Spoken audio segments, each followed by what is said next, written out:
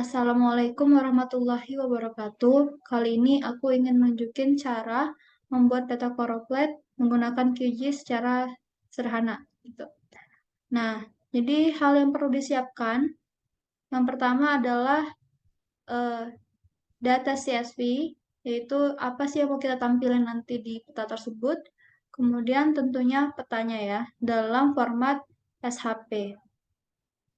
Nah, langsung saja kita buka QGIS. Di sini ada tempat untuk Open Data Source Manager. Di sini kita bisa nambahin peta maupun file CSV-nya. Nah, untuk menambah peta atau SHP-nya, kita klik vektor, kemudian kita browse data petanya. Ingat, formatnya harus SHP. Di sini aku tambahin peta Sumsel Kecamatan SHP, lalu open, kemudian add. Nah, sudah muncul. Selanjutnya, yaitu eh, file CSV. Klik delimited text, kemudian pilih filenya. Nah, di sini aku nama filenya df CSV. Kemudian open. Perhatikan apakah sudah benar. Di sini sudah benar tampilannya, lalu add. Close. Yang perlu diperhatikan bahwa di eh, di peta Sumsel Kecamatan ini kita buka open attribute ya, attribute table. Harus ada kolom yang sama dengan eh, df CSV tadi. Nah, ini. Di sini aku punya kolom ADM3EN dan di petanya juga ada kolom ADM3EN. Nah, jadi sudah sama dia. Jadi intinya untuk membuat koroplet ini, peta tadi dan CSV-nya harus punya kolom yang sama. Walaupun nama kolomnya ADM3N, walaupun nama kolomnya berbeda, itu nggak apa-apa. Dah, lanjut. Sekarang kita harus menghubungkan peta dengan CSV-nya. Kemudian kita klik Properties, lalu kita klik Join, klik Tambah.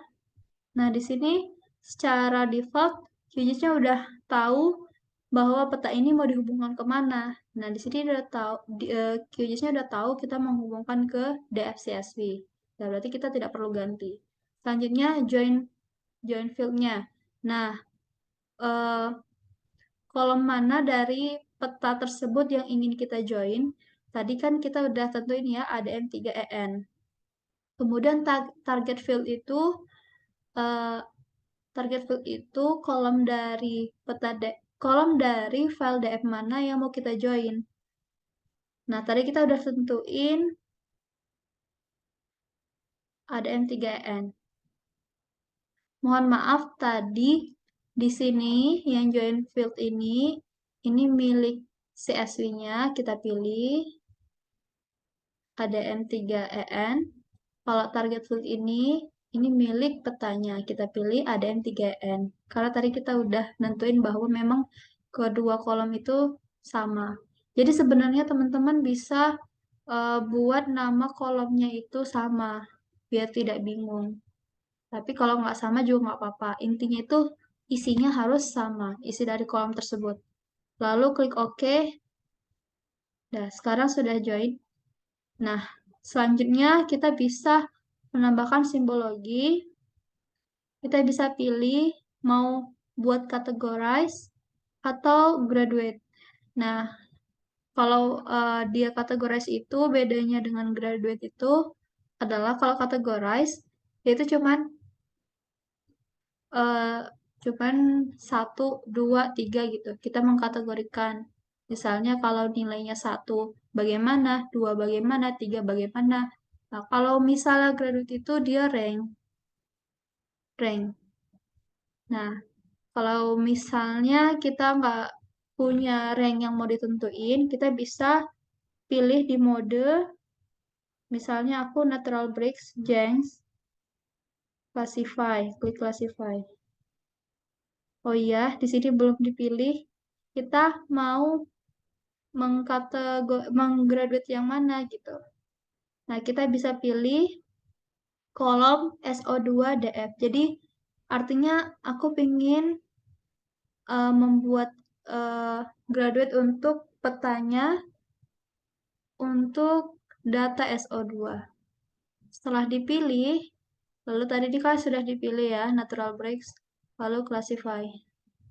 Nah, secara otomatis muncul seperti ini. Kita juga bisa ganti warnanya di sini. Dah, lalu apply. Nah, muncul. Kalau misalnya teman-teman pengen ada labelnya, bisa klik 2 kali pada peta, lalu labels. Kita bisa tambah label, single labels. Nah, di teks seperti ini, kita bisa atur, terserah. Se, Inginnya kita mau bagaimana, kemudian apply. Sudah. Kemudian, setelah ini kita, misalnya teman-teman ingin jadiin dia image, bisa di project, kemudian layout manager, lalu create. Misalnya SO2. Oke. Nah, di sini teman-teman bisa nambahin apa yang mau teman-teman tambahin. Misalnya di sini peta. Nah, gini teman-teman. Jadi, kembali lagi ke QGIS tadi, usahakan tampilannya ini adalah tampilan yang ingin kita tampilkan nanti jadi image. Jadi, jangan kecil banget atau terlalu gede gini. Nah, jadi secukupnya aja. Jadi, misalnya kita mau nampilin seperti ini. Nah, kembali lagi ke layout manajernya. Nah, kita bisa tambahin misalnya ini add map. Add map. Nah, seperti ini. Atau teman-teman bisa nambahin legendnya. Di legend ini kita bisa edit ininya dan sebagainya. Jadi begitu ya teman-teman. Kalau mau nambah judul juga bisa klik mau apa misalnya SO2 seperti itu. Lalu diatur fontnya.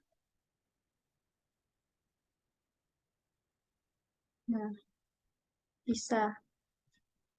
Kemudian, nah seharusnya gini ya teman-teman. Coba kita kembali lagi ke QGIS-nya. Apa yang mau kita tampilkan nanti di legend, itu harusnya adalah yang paling atas. Jadi, kita bisa eh, drag ini ya, kita bisa bawa layar DF ini ke bawah. Nah, kemudian kita kembali ke layout manager, kita bisa hapus dulu legend yang tadi, kita bisa tambahin legend yang baru. Nah, seperti ini. Kan ada DF ya, tulisan DF gitu di bawah. Kita bisa hapus dengan cara, oh ya, kita klik resize to fit content. Nah, kita bisa langsung saja seperti ini. Nah, seperti biasa teman-teman bisa atur sesuai keinginan, mau fontnya bagaimana, dan sebagainya. Begitu. Oke, terima kasih. Segitu aja tutorial dari saya. Semoga bermanfaat.